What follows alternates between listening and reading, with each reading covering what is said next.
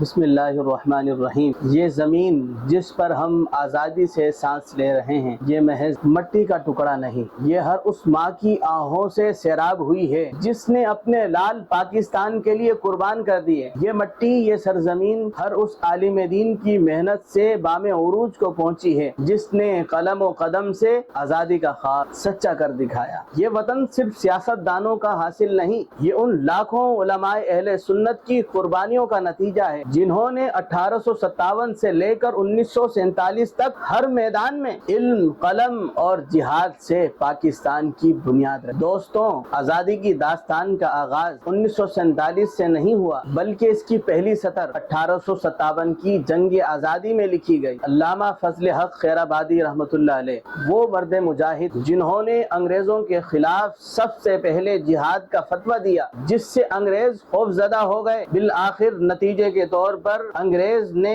اس مرد حر کو گرفتار کر لیا اور کالا پانی کی سزا سنا دی گئی اور یوں جزیرہ انڈمان میں آپ کو بے آسرا و مددگار چھوڑ دیا گیا جس کے نتیجے میں آپ شہید ہو گئے اور خالق کی حقیقی سے جا ملے۔ پھر آتے ہیں مفتی کفایت علی کافی کی جانب جنہوں نے عملی میدان میں جہاد کیا اور انہیں بھی انگریز سرکار نے پھانسی کی سزا سنا دی اور یوں آپ کو شہید کر دیا گیا۔ اور مفتی صدر الدین آزردہ رحمۃ اللہ علیہ دلی کے مفتی اعظم جنہوں نے انگریزوں کی چالاکیوں کو بے نقاب کیا اور مسلمانوں کو ہوشیار و خبردار کیا، نتیجے کے طور پہ انہیں بھی سزائیں سنائی گئی اور شہید کر دیا گیا۔ مفتی عنایت احمد کاکوروی رحمۃ اللہ علیہ علمی و فکری میدان کے سپاہی جنہوں نے مناظروں، تحریروں اور خطبات کے ذریعے انگریزوں کے باطل نظام کو بے نقاب کر دیا۔ الحمدللہ یہ ہیں وہ علماء اہل سنت جنہوں نے انگریز سرکار کے پرخچے اڑا کر رکھ دیے اور جب انگریز حکومت پورے ہندوستان پر چھا چکی تھی، امام احمد رضا خان رحمۃ اللہ علیہ نے قلم اٹھایا اور حق بیان کیا۔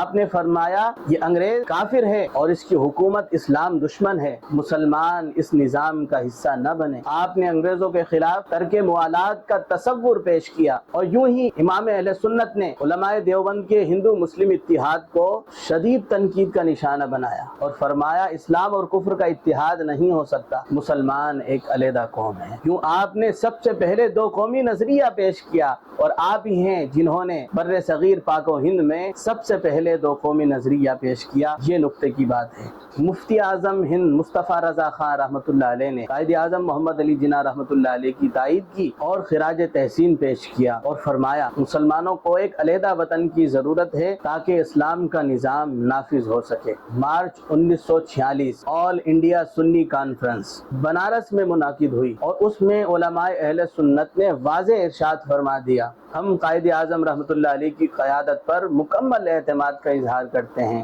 اور پاکستان کا قیام اسلام کے تحفظ کے لیے اب ضروری ہو چکا ہے۔ اس کانفرنس میں موجود تھے مولانا عبدالحمید بدایونی، مولانا عبدالعلیم میٹھی، مولانا ظفر الدین بہاری رحمۃ اللہ علیہ۔ ان علماء نے متحدہ قومیت کے تصور کا رد کیا اور دو قومی نظریے کی حمایت کی۔ سامعین ذی وقار، پاکستان یوں ہی حاصل نہیں ہوا، یہ کوئی قرارداد، کوئی تقریر، کوئی کاغذ کا ٹکڑا نہیں تھا بلکہ یہ خواب تھا جو لاکھوں قربانیوں کے بعد حاصل ہوا۔ 10 لاکھ مسلمان شہید ہوئے، 20 لاکھ سے زائد بے گھر ہوئے، ہزاروں بیٹیوں کی عصمتیں قربان ہوئی، لیکن لب پر ایک ہی نعرہ تھا پاکستان کا مطلب کیا، لا الہ الا اللہ، دستور ریاست کیا ہوگا، محمد الرسول اللہ۔ آج جب ہم آزادی کا جشن مناتے ہیں تو یاد رکھیں یہ محض چھٹی کا دن نہیں، یہ ایک امانت ہے علماء کی، شہداء کی، بچوں کی، بزرگوں کی جنہوں نے اپنی جان کو قربان کر دیا۔ اگر آج ہم نے اس وطن عزیز ملک خدا داد پاکستان میں نظام مصطفیٰ کا نفاذ نہ کیا تو ہم